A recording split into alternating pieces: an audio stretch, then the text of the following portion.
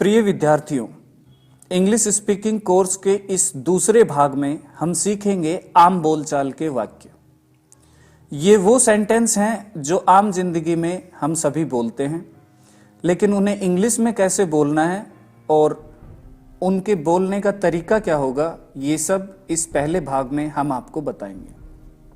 अगर कोई विद्यार्थी ये पहले से ही जानता है कि आम वाक्य किस तरीके से बोले जाते हैं, या फिर इस अध्याय में आपका पहले से पढ़ा हुआ मैटर है, तो आप सीधे तीसरे भाग में जा सकते हैं। आपको इनमें से किसी भी प्रकार के सेंटेंसेस को लिखने की कोई आवश्यकता नहीं है, क्योंकि आप पूरे नोट्स hindigurji.com से डाउनलोड भी कर सकते हैं। सबसे पहले मैं आपको बताना चाहूंगा कि पिछले भाग में हमने पढ़ा कि इंग्लिश बोलने की सबसे बड़ी समस्याएं क्या हैं और उनके समाधान क्या हैं। अगर आपने अभी तक पहला भाग नहीं पढ़ा है तो मैं आपको सलाह देता हूं कि सबसे पहले आप पहला भाग पढ़ें, क्योंकि दूसरे भाग को समझने के लिए और इसके बाद आने वाले सभी भाग को समझने के लिए पहला भाग समझना बहुत आवश्यक है। इसके बाद में ये याद रखें कि इंग्लिश में आम बोलचाल के वाक्य, एक ही तरह के वाक्य कई तरीके से बोले जाते हैं और बहुत अलग अलग वाक्य भी एक ही सिचुएशन के अंदर बोले जाते हैं। तो सबसे पहले मैं आपको बताना चाहूंगा कि आप इन्हें लेकर कभी असमंजस में ना पड़े, कभी भी आप कंफ्यूज ना हो कि ये अलग अलग सेंटेंस दूसरे लोग क्यों बोल रहे हैं। इसीलिए ताकि आप कंफ्यूज ना हो, हमने किसी एक सिचुएशन से संबंधित केवल एक ही सेंटेंस लिया है, जो इस अध्याय के अंदर हम आपको धीरे धीरे बता रहे हैं। इस अध्याय को प्रारंभ करने से पहले मैं आपको अपना परिचय करा दूं। मेरा नाम है रवि कुमार यादव और मैं पिछले 15 वर्षों से अध्यापन कार्य कर रहा हूं। अब आप इस अध्याय में जो भी कुछ सीखेंगे, इसके बारे में आप मुझसे कभी भी सीधे संपर्क भी कर सकते हैं। मेरे सभी सोशल मीडिया लिंक्स इस डिस्क्रिप्शन के अंदर और hindigurji.com वेबसाइट पर भी उपलब्ध है। तो चलिए शुरुआत करते हैं पहले सेंटेंस से। जब भी आप किसी से पहली बार मिलते हैं तो आप उनसे पूछेंगे, हाय, हाउ आर यू? नमस्कार, आप कैसे हैं? तो जब आप ऐसा पूछते हैं तो सेकंड पर्सन यानी दूसरा व्यक्ति आपको कहता है, hello, I am fine and you? नमस्कार, मैं ठीक हूं और आप कैसे हैं? तब आप वापस बोलते हैं, I am also fine, thank you, मैं भी ठीक हूं, धन्यवाद। दूसरा सेंटेंस है जब आप अपना कहीं पर परिचय करते हैं। अगर आप किसी पार्टी में हैं, अगर आप किसी जगह पर हैं जहां पे बहुत से दोस्त इकट्ठे हैं लेकिन आपको कोई जानता नहीं है, तो आप बताएंगे, आई एम रवि, मेरा नाम रवि है। और अगर आपको ऐसा कोई दूसरा व्यक्ति बता रहा है तो आप उसका जवाब देंगे, it's nice to meet you Ravi. Ravi ji, आपसे मिलकर अच्छा लगा। इसी प्रकार से अगर आप दूसरे दोस्त का परिचय करवाते हैं तो आप बताएंगे, this is my friend Sonu, ये मेरा दोस्त सोनू है। या फिर अगर आपके भाई हैं या कोई भी रिलेशन में हैं तो आप उनके बारे में सेम इसी प्रकार से बताएंगे, this is my brother Sunil, ये मेरा भाई सुनील है। तो आप किसी का भी परिचय करवाएं, आप this is my brother, mother, father, इसी प्रकार से अलग अलग वर्ड्स का इस्तेमाल करके अलग अलग रिलेटिव्स को आप परिचय करवा सकते हैं। इसके बाद में आप उनसे आगे बातचीत करते समय अपने रिश्तेदार या भाई या दोस्त के बारे में अधिक जानकारी देते हैं। ऐसा करने के लिए आपको बोलना है, ही इज ए डिजाइनर, ये एक डिजाइनर है। अब आपका भाई या दोस्त अगर कोई और काम करता है तो आप डिजाइनर के स्थान पर उसका वो ही कार्य बता देंगे। या फिर दूसरे तरीके से हम बताते हैं, Sonu is a student, Sonu एक विद्यार्थी है। अब यहां पे हम गौर करते हैं, पहले हमने कहा ही इज ए डिजाइनर और अब हमने कहा सोनू इज ए स्टूडेंट। तो हम इन दोनों तरह से ही और नाम दोनों का इस्तेमाल हम अलग अलग स्थानों पर कर सकते हैं। आप अपनी आवश्यकता अनुसार इनमें से किसी भी तरह के वाक्य को चुन सकते हैं। इसके बाद में अगर आप अपने बारे में बताते हैं कि आप क्या करते हैं, तो आप बताएंगे आई एम ए टीचर, मैं एक अध्यापक हूं। अगर आप एक स्टूडेंट हैं तो आई एम ए स्टूडेंट।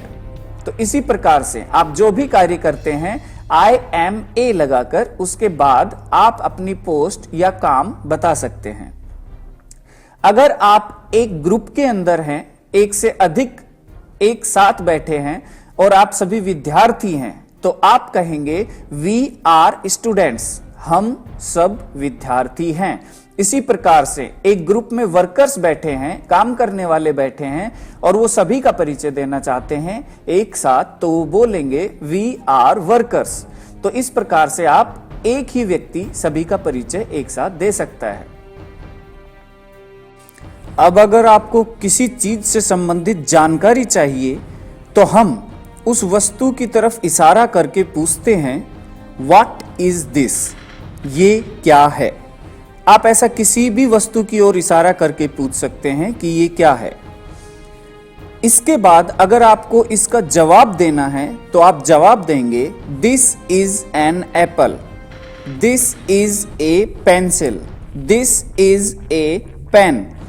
इसी प्रकार आप कोई भी वस्तु के बारे में जब आप बता रहे हैं तो आप किसी भी वस्तु का नाम लेकर उससे पहले दिस इज ए या दिस इज एन लगा सकते हैं। इस स्थान पर दिस इज एन एप्पल, ये एक सेव है। अब उस वस्तु के बारे में अगर आप खासियत बताना चाहते हैं, उसकी विशेषता भी बताना चाहते हैं, तो आप नेक्स्ट सेंटेंस की तरह बता सकते हैं दिस इज वेरी स्वीट, ये बहुत मीठा है, यानी कि सेव बहुत मीठा है।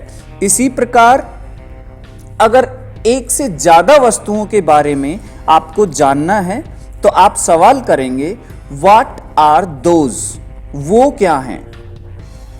व्हाट आर दोज यानी एक से ज्यादा चीजों के बारे में एक साथ पूछते हैं तो हम पूछते हैं व्हाट आर दोज।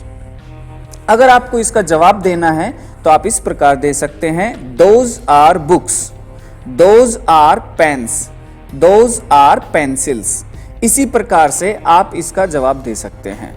इस स्थान पर दोज आर बुक्स का मतलब है वो किताबें हैं। सवाल था व्हाट आर दोज, वो क्या हैं, जवाब है दोज आर बुक्स। इस स्थान पर आप कोई भी दूसरी चीज के बारे में बता सकते हैं। इसी प्रकार अगर किसी भी कार्य के स्थान पर, स्कूल में, कॉलेज में, कहीं पर भी आपको किसी व्यक्ति के बारे में पूछना है कि वो कहाँ है, तो आप उसका नाम लेकर पूछ सकते हैं वेयर इज सोनू, सोनू कहाँ है। इसी प्रकार अगर आपको इस सवाल का जवाब देना है तो आप जवाब इस प्रकार दे सकते हैं ही इज हेयर। अगर वो व्यक्ति आपके नजदीक है तो आप उसकी ओर इशारा करके बता सकते हैं ही इज हेयर। लेकिन अगर वो दूर है तो आप बताएंगे ही इज ओवर देयर। आप उसकी ओर इशारा करके बताएंगे ही इज ओवर देयर, वो वहां है। क्योंकि वो दूर है इसीलिए हम बोलेंगे वो वहां है, ही इज ओवर देयर। इसी प्रकार अगर हम शादी में या पार्टी में जाते हैं या फिर हम किसी के मेजबान हैं, हम किसी को खाना खिलाते हैं, तो हम उससे संबंधित पूछते हैं हाउ इज द फूड, खाना कैसा है। तो अगर आपसे ये सवाल पूछा गया है तो आप जवाब दे सकते हैं food is very delicious. Delicious का मतलब होता है स्वादिष्ट। फूड इज वेरी डिलीशियस, खाना बहुत ही स्वादिष्ट है। लेकिन अगर आप अपने दोस्तों के साथ हैं और आप किसी रेस्टोरेंट वगैरह के खाने के बारे में पूछते हैं, अगर किसी एक फ्रेंड ने खाना खा लिया है और आप उससे पूछते हैं हाउ वाज द फूड, खाना कैसा था, और अगर आपको पसंद नहीं आता है या आपके दोस्त को पसंद नहीं आता है तो आप जवाब ये भी दे सकते हैं नॉट सो गुड, खाना ज़्यादा स्वादिष्ट नहीं है। यहाँ पे हमने खाने के लिए फूड नहीं लिखा है। इसका मतलब जब आप पूछते हो हाउ वाज द फूड, इसका मतलब आप खाने की ही बात कर रहे हो, तो आप सीधा बोल सकते हैं नॉट सो गुड। इसका मतलब आप खाने की ही बात कर रहे हैं कि खाना ज़्यादा स्वादिष्ट नहीं था। तो इस प्रकार से आप कुछ सामान्य शब्दों का इस्तेमाल करके आप अपनी लाइफ में इंग्लिश बोलना स्टार्ट कर सकते हैं। ध्यान रहे, हम हर अध्याय के अंदर बहुत ही कम सेंटेंसेस आपको बता रहे हैं। इसका कारण ये है कि आप अगर प्रतिदिन थोड़े थोड़े सेंटेंसेस भी अपनी लाइफ में लागू करने लगेंगे तो आप बहुत कुछ सीख जाएंगे। लेकिन अगर अचानक से आप बहुत ज़्यादा पढ़ेंगे और अपनी लाइफ में लागू नहीं करेंगे तो आप इंग्लिश नहीं बोल पाएंगे। इसी वजह से हम थोड़े थोड़े सभी पार्ट के अंदर सेंटेंसेस दे रहे हैं। आप इन्हें अपनी लाइफ में लागू कीजिए और साथ ही अपने दोस्तों को भी इसके बारे में बताइए कि आप फ्री इंग्लिश स्पीकिंग कोर्स कर सकते हैं और hindigurji.com पर आप फ्री फॉर्म भी भर सकते हैं। धन्यवाद। विजयी भव।